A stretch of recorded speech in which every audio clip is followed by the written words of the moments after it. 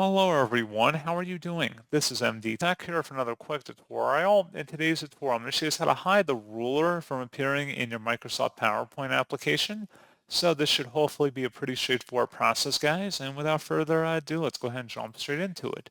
So all I have to do is select the View tab up at the top, and then right above Show where it says Ruler, go ahead and uncheck that, and that's all you have to do.